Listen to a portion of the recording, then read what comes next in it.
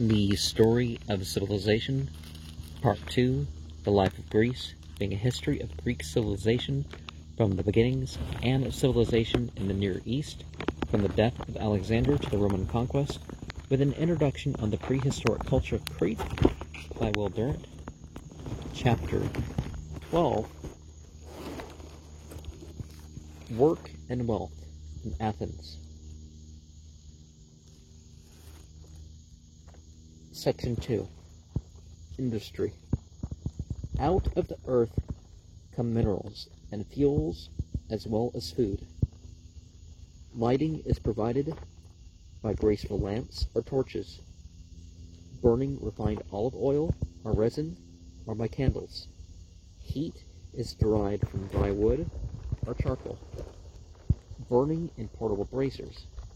The cutting of trees for fuel and building beneath the woods and hills near the towns. Already in the 5th century BCE, timber for houses, furniture, and ships is imported. There is no coal. Greek mining is not for fuels, but for minerals. The soil of Attica is rich in marble, iron, zinc, silver, and lead. The mines at Laurium, near the southern tip of the peninsula, are, in the phrase of Aeschylus, a fountain running silver. For Athens, they are a main support of the government, which retains all soil rights, and leases the mines in private operators for a talent, $6,000, fee, and 1/24 of the product yearly. In 483 BCE, a prospector discovers the first really profitable veins in Laurium, and a silver rush takes place to the region of the mines. Only citizens are allowed to lease the properties, and only slaves perform the work.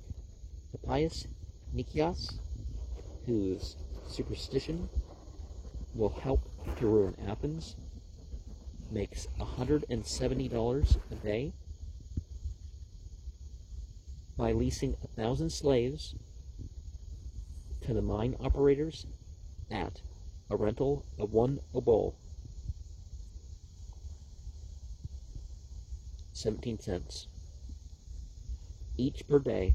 Many an Athenian fortune is made in this way, or by lending money to the enterprise. The slaves in the mine number some 20,000 and include the superintendents and engineers. They work in 10-hour shifts, and the operations continue without interruption night and day. If the slave rests, he feels the foreman's lash. If he tries to escape, he is attached to his work by iron shackles. If he runs away and is captured, his forehead is branded with a hot iron. The galleries are but 3 feet high and 2 feet wide. The slaves with pick or chisel and hammer work on their knees, their stomachs, or their backs. The broken ore is carried out in baskets or bags, handed from man to man, for the galleries are too narrow to let 2 men pass each other conveniently. The profits are enormous. In 483, the share received by the government is 100 talents, $600,000 in the money of 80 years ago. A windfall that builds a fleet for Athens and saves Greece at Salamis. Even for others than the slaves, there is evil in this as well as good. The Athenian treasury becomes dependent upon the mines, and when the Peloponnesian War, the Spartans capture Laurium, the whole economy of Athens is upset.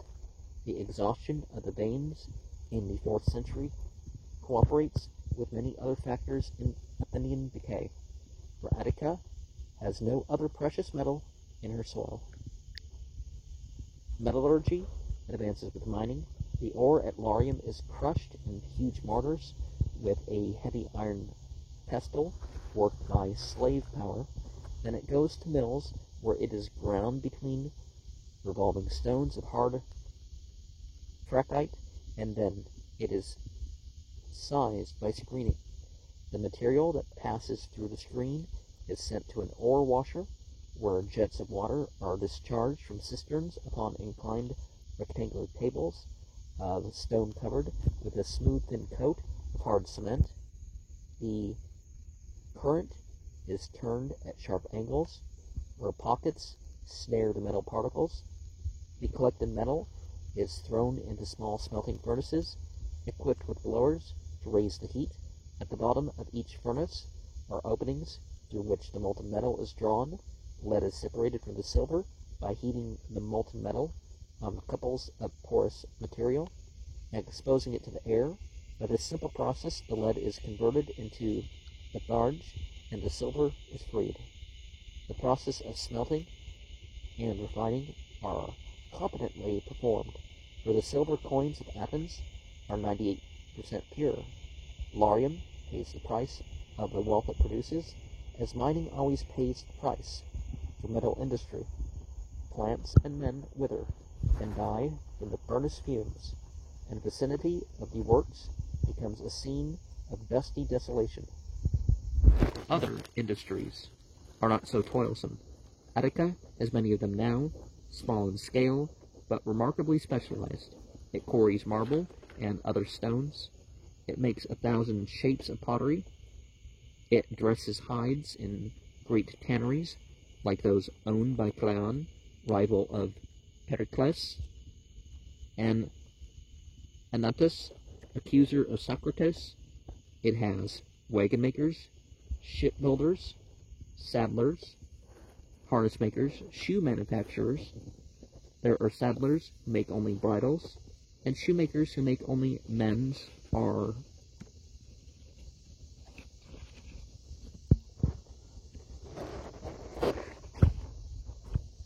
women's shoes.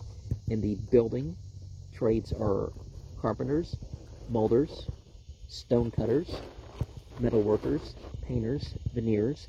There are blacksmiths, sword makers, shield makers, lamp makers, lyre tuners, millers, bakers, sausage men, fishmongers, everything necessary to an economic life, busy and varied, but not mechanized or monotonous. Common textiles are still for the most part produced in the home, where the women weave and mend the ordinary clothing and bedding of the family, some carding the wool, some at the spinning wheel, some at the loom, some bent over an embroidery frame. Special fabrics come from workshops or from abroad, fine linens from Egypt, Amorgos, and Tarentum, dyed wools from Syracuse, blankets from Corinth, carpets from the Near East, and woolens from Syracuse, blankets from carpets from the Near East and Carthage, colorful coverlets from Cyprus, and the women of Kos, late in the 4th century, learned the art of unwinding the cocoons of the silkworm and weaving the filaments into silk. In some homes, the women become so highly skilled in textile arts that they produce more than their families can use. They sell a surplus, first to consumers, then to middlemen. They employ helpers, freedmen, or slaves, and in this way, a domestic industry develops as a step to a factory system. You know, the idea of the women being provided for doesn't mean that they don't do the work.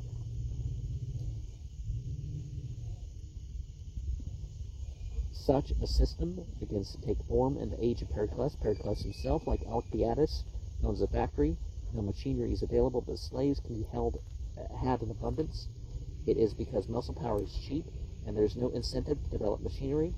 The ergasteria of Athens are rather workshops than factories. The largest of them, Cephalus' shield factory, has 120 workmen. Marcus's shoe factory has 10. Demosthenes cabinet factory 20. His armor factory 30. At first, these shops produce only to order. Later, they manufacture for the market, and finally for the export. And the spread and abundance of coinage, replacing barter, facilitates their operations. There are no corporations. Each factory is an independent unit owned by one or two men, and the owner often works beside his slaves. There are no patents, crafts are handed down from father to son, or are learned by apprentices. The Athenians are exempted by law from caring for the old age of parents who have failed to teach them a trade. Hours are long, but work is leisurely. Master and man labor from dawn to twilight, with a siesta at summer noons. There are no vacations, but there are some 60 workless holidays every year. And that sort of thing's obviously a reason why there's been so many religious holidays in some culture. That, you know, it was the only way to get people a day off. And remember that even in the bad situations, or when wrong is done, it isn't purely a bad incident. You know, that doesn't, of course, mean that it's not an injustice or whatever the case is.